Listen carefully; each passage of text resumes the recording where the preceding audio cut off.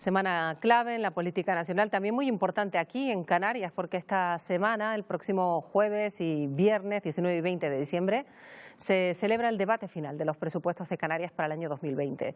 Son las primeras cuentas del nuevo gobierno cuatripartito que ascienden a 9.569 millones de euros. El gasto social crece, lo hace en un 6,1%. Estos días estamos hablando con los portavoces de todos los grupos parlamentarios sobre estas cuentas que se debaten esta misma semana.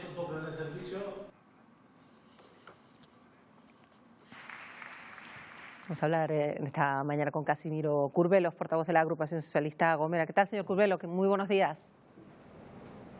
Hola, Marta, muy buenos días. Decimos que esta no es una semana cualquiera porque el debate de los presupuestos de una comunidad autónoma pues es casi uno de los momentos más importantes de toda la legislatura de cada año, ¿no? Sí, efectivamente, yo creo que la ley de presupuestos para cada año en cualquier comunidad autónoma es precisamente el acto, yo entiendo que más importante, porque es donde se van a definir el destino de los presupuestos para mejorar la vida de la gente, ¿no? Por tanto, para nosotros tiene una gran importancia que el próximo día 19 y 20 aprobemos de forma definitiva los presupuestos autonómicos que, como saben ya todos los canarios, han dado un giro en lo social, que es precisamente la gran apuesta de este pacto de gobierno por el conjunto de los ciudadanos que tienen más dificultad y más debilidad. Decía usted, cuando valoraba estos presupuestos en una entrevista que he leído, que atiende a lo principal y hablaba de ese gasto social. Esa es la cuestión que quieren resaltar, ¿no? La atención a las cuestiones que afectan directamente a los ciudadanos. Sí, efectivamente. Yo creo, lo he dicho, la oposición también lo reconoce, lo que pasa es que la oposición tiene que hacer su papel. Malo es porque el papel de la oposición política en el conjunto del país está siendo siempre en defensa de los intereses de los partidos, cuando debía ser al revés, la defensa del interés de los ciudadanos. Por tanto, la oposición sabe que estos presupuestos son los mejores en las peores circunstancias.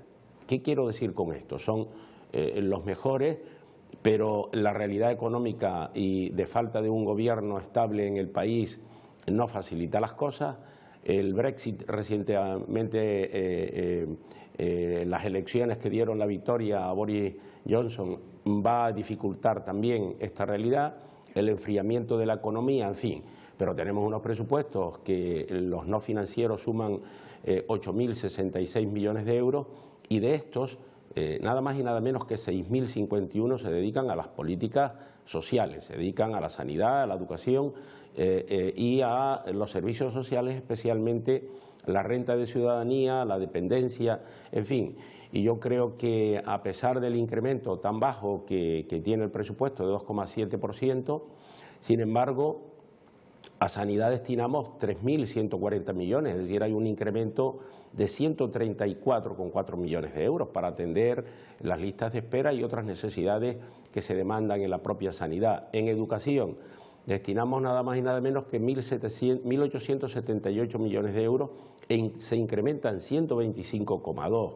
Lo propio ocurre con los servicios sociales, 517, 88 para la prestación canaria de inserción y la transición a la renta de ciudadanía, 10 para dependencia, 27 para nuevas demandas de la prestación canaria de inserción, en fin.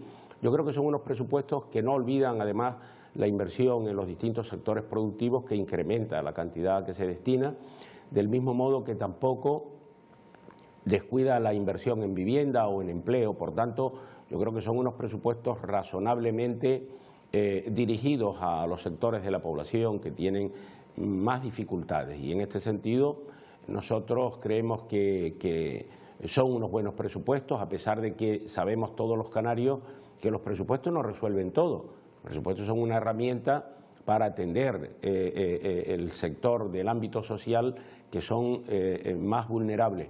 Y además hay que decirle a la oposición, por ejemplo, que hablan de presupuestos continuistas, que este gobierno, y lo digo porque yo cooperé con el gobierno anterior, este gobierno no es responsable de las altas tasas de desempleo.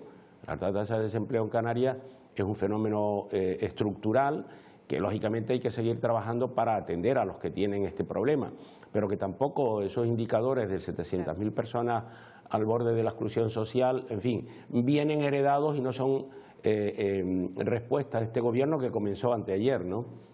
Hablaba usted también de la falta, todavía falta una partida que vendría desde el Estado.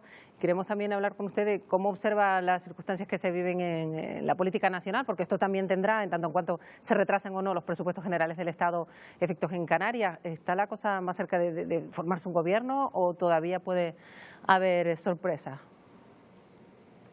Bueno, respecto de la primera pregunta, es verdad, estos presupuestos, además de ser sociales, son unos presupuestos prudentes. ¿Qué quiere decir? Que al no tener presupuestos aprobados, el Estado no ha contemplado partidas de ingresos en este presupuesto y llegarán como mínimo más de 300 millones de euros por una parte, recuerden también aquellos 500 de carretera y muchos más, porque hay una cuestión que yo siempre he dicho y reitero hoy, y es que la tarea política de los que tenemos responsabilidades públicas en Canarias es defender el fuero canario, defender nuestro REF, nuestro estatuto y el sistema de financiación autonómica, que no es poca cosa, entre otras razones porque viene desde el año 2009 y viene con determinados déficits que lógicamente se acusan en los servicios públicos, que tenemos que poner recursos propios para poder mejorar los mismos.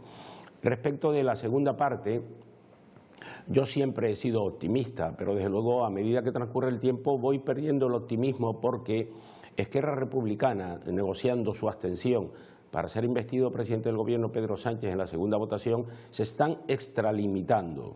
Extralimitando quiere decir que están haciendo un poderío más allá del que realmente se le puede otorgar. Yo creo que lo razonable es que haya un pacto progresista de izquierda con la abstención de ellos, pero desde luego, si se ponen muy tontos, lo que habría que hacer es aperturar el diálogo, como ya se ha hecho con otras fuerzas políticas, para, primero, decirles que ellos no son imprescindibles. Es verdad que son diputados elegidos democráticamente, pero yo acudiría también al marco de la apertura del diálogo con los constitucionalistas de otras opciones políticas, por si fallara esta. Hoy lo dice el propio Ábalos. Hoy está diciendo Ábalos que se abren nuevas vías para que ellos no crean que son la solución para la gobernabilidad de nuestro país, que yo creo que hay otras opciones. Pero, en fin, esta es la que se está trabajando. Yo no creo que haya gobierno antes de final de año y será a principios del próximo. Entre otras cuestiones, ha destacado con respecto y volvemos al presupuesto del Canario, señor Curbelo, la importancia de la distribución de estas cuentas en tanto en cuanto deja esos desequilibrios históricos, que se trata de construir una Canarias de iguales. ¿Eso también lo consiguen estas cuentas, a su juicio?